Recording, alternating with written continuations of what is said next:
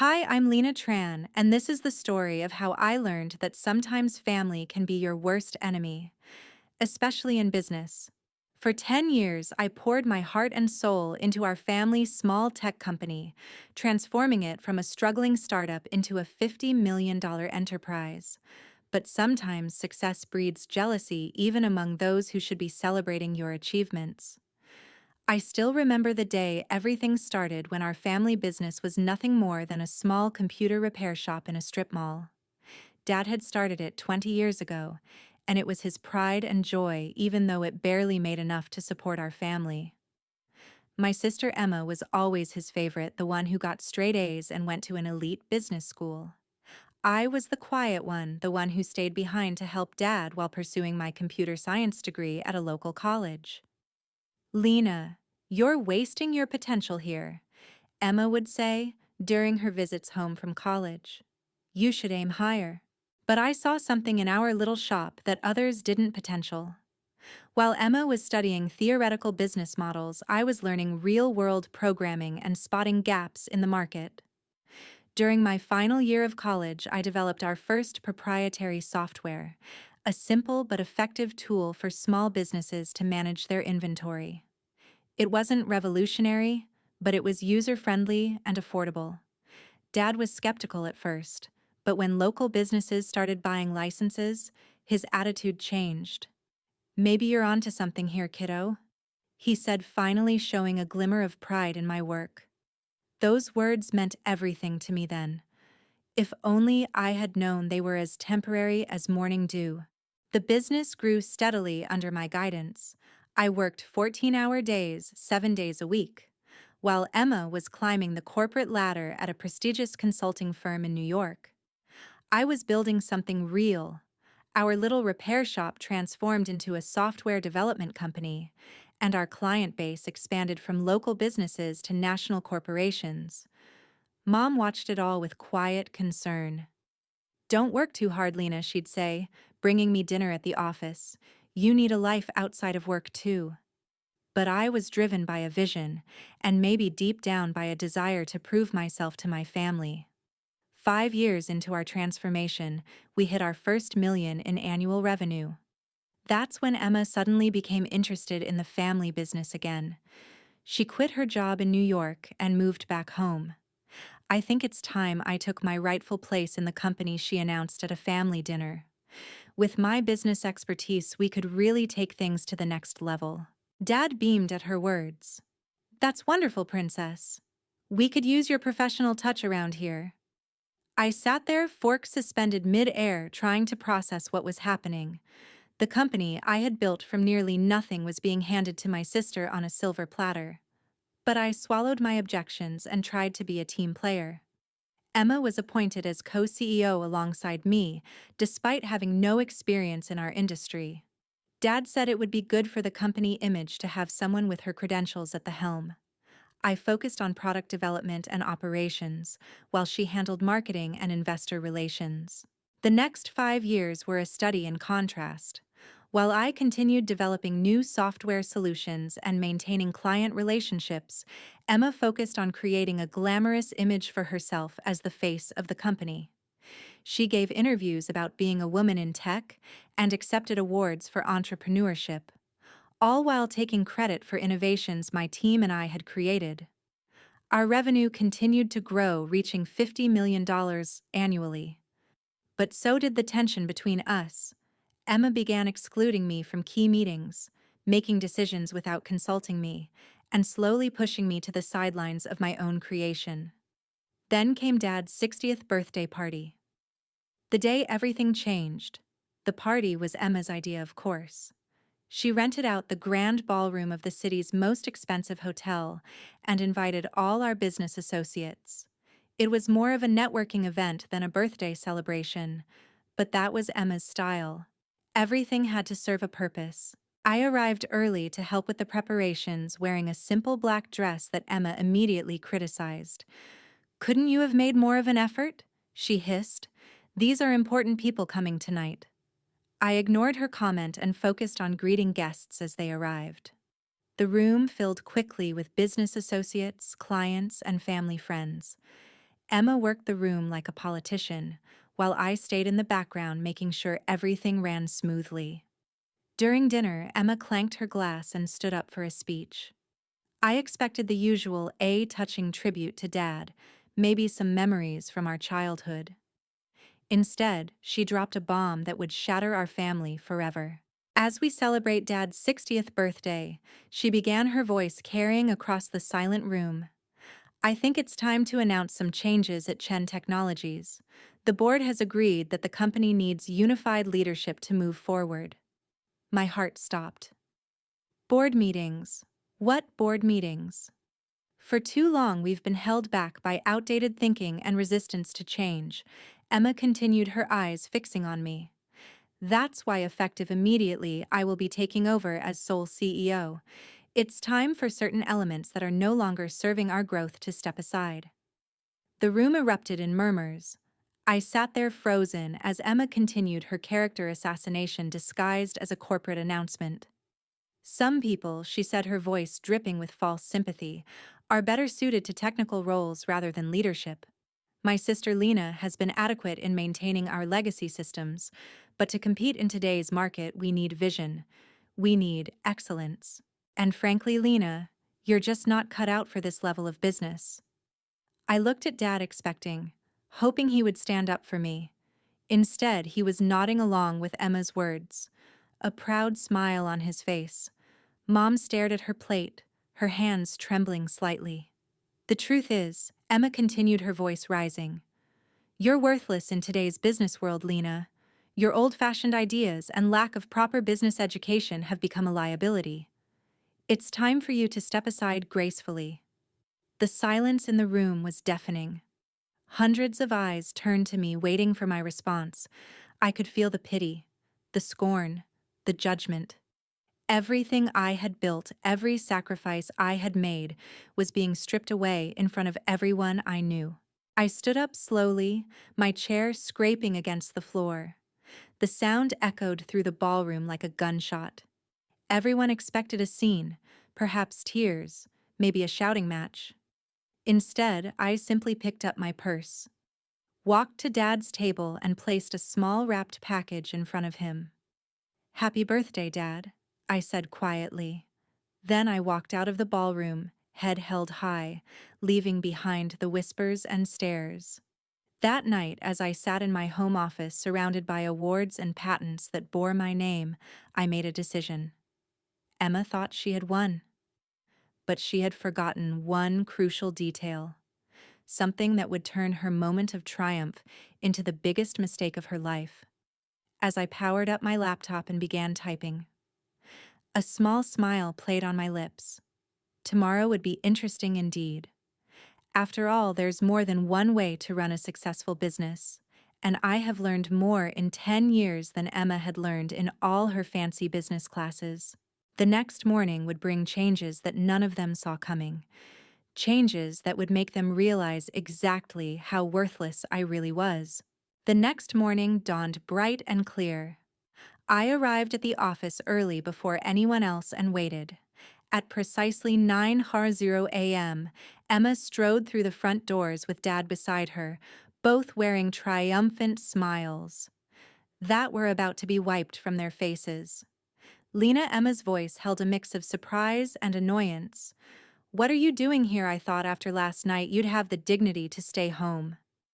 I smiled, remembering the email I had sent at 3:00 a.m. to every major client, partner, and employee of Chen Technologies. "Just wrapping up some loose ends, sister dear," I said. "But since you're here, we should probably talk about the company's future." "There's nothing to discuss, Dad," interjected his voice firm. "Emma's in charge now. The board has already approved it." "Ah, yes." "The board," I said, pulling out my tablet.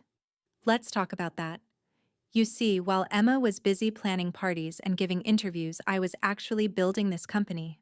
And there are a few things you both seem to have forgotten. I pulled up a document on the conference room's main screen. First, let me remind you that I own 51% of Chen Technologies shares. When we incorporated 10 years ago, Dad gave Emma and me equal shares of 25% each, keeping 50% for himself. But 3 years ago, when we needed capital for expansion, Dad sold me 6% of the shares. Remember that day, Dad? You were too busy attending Emma's award ceremony to handle the negotiations yourself, so you signed the papers without reading them carefully. The color drained from both their faces. Emma's perfectly manicured hands gripped the conference table. "That's impossible," she whispered. "Dad would never." But he did.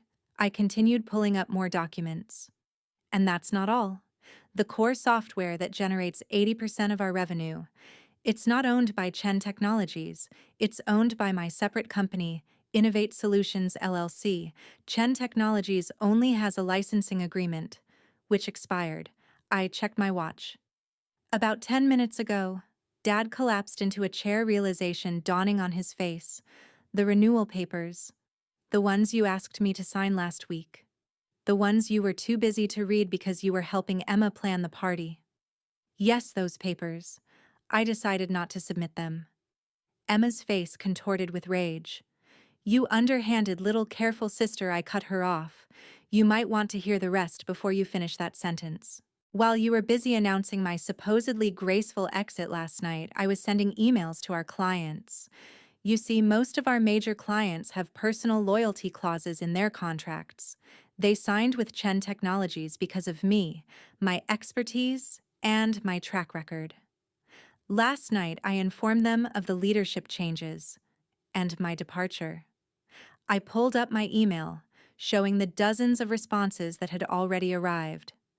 Would you like to know how many have already triggered their contract termination clauses? Or how many of our top developers, who, by the way, are actually employed by Innovate Solutions, have already accepted positions at my new venture? The room fell silent. Through the glass walls, we could see employees gathering, whispers spreading as they checked their emails. Emma's perfect composure cracked as she frantically checked her phone. "You can't do this," she stammered.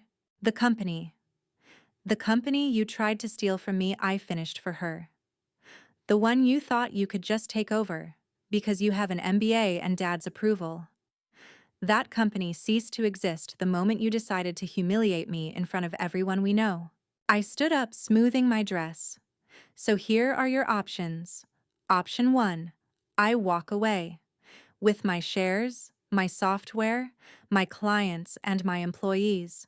Chen Technologies becomes an empty shell, and you can explain to all those important people you invited last night why the company's value dropped to zero overnight." Dad's face had aged 10 years in the last 10 minutes. "And option 2?" he asked weakly. "Option 2. You both resign. I take full control of Chen Technologies. You keep your shares as silent partners, receiving dividends, but having no say in operations. Emma gets a nice severance package and glowing references for her next job, somewhere far away from here." Emma's face had turned an interesting shade of red. "You planned this all along, didn't you? You've just been waiting for the right moment to stab us in the back." I laughed, but there was no humor in it. "No, Emma. I spent 10 years trying to be a good daughter and sister, while you both took me for granted. I built this company from nothing, while you collected accolades for my work. I only planned this." I checked my watch again, "about 12 hours ago, after you called me worthless in front of everyone we know." My phone buzzed. Another client termination notice. Time's running out. What's it going to be? The next hour was a blur of paperwork and lawyers. By noon, I sat alone in what was now my office, looking out over the city. The company I had built was now truly mine. But the victory felt hollow. Family relationships lay in ruins around me. Trust shattered like dropped crystal. Mom came to see me that evening, her eyes red from crying. "Did it have to end this way?" she asked softly. "They gave me no choice," I replied, my voice gentle but firm. "They would have taken everything I built and discarded me without a second thought." She nodded slowly, understanding but sad. What happens now? I showed her the plans I had already drawn up. Expansions, new product lines, innovations I had been holding back. Now, now I'd build something even bigger. But this time I'd do it without having to carry people who see me as worthless. Over the next year, Chen Technologies under my sole leadership tripled in value. Emma found a job with a startup in Silicon Valley, humbled, but hopefully wiser. Dad retired, finally understanding that his golden child had nearly destroyed his legacy. We see each other at holidays, maintaining a polite distance that masks the wounds that may never fully heal. Sometimes late at night, I look at old family photos and feel a twinge of sadness for what we lost. But then I remember that night at the birthday party. The look of disdain on Emma's face, the way Dad nodded along with her cruel words. In business and in family, respect is earned, not given. They learned that lesson too late. As for me, I learned that sometimes the quiet ones, the ones dismissed as worthless, are the ones you should watch out for. Because we're the ones who know how to build something from nothing, and how to take it all back when others try to steal it. My story spread through business circles, a cautionary tale about underestimating the wrong person. These days, when I attend industry events, I often catch whispers. That's Lena Tran, the one who they never finish the sentence. But they don't have to. My success speaks for itself. Last week, I received an invitation to speak at Emma's Business School's graduation ceremony. The topic: Hidden Strengths, the Power of Underestimated Leaders.